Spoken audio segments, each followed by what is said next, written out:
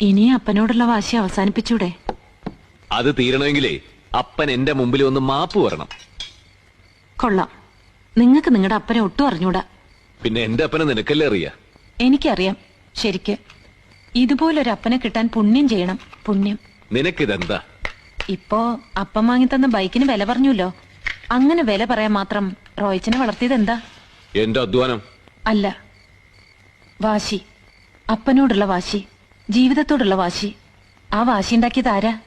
നീ വെറുതെ എന്തൊക്കെയോ ആലോചിച്ചുണ്ടാക്കിയിരിക്കുക. ഞാൻ ആലോചിച്ചുണ്ടാക്കിയതല്ല. നിങ്ങളുടെ അപ്പൻ ആലോചിച്ചറിഞ്ഞോണ്ട് ചെയ്തതാ. നിങ്ങളെ പഠിപ്പിക്കാൻ, എങ്ങനെ ജീവിക്കണമെന്ന് പഠിപ്പിക്കാൻ.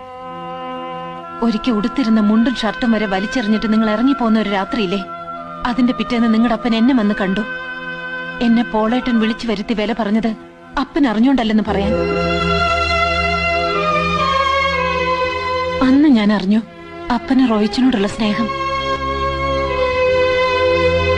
എന്താ ഒന്നും മിണ്ടാത്ത? ഇങ്ങനൊരപ്പനെ കിട്ടാൻ എന്ത് പുണ്യ റോയിച്ചൻ ചെയ്തത്?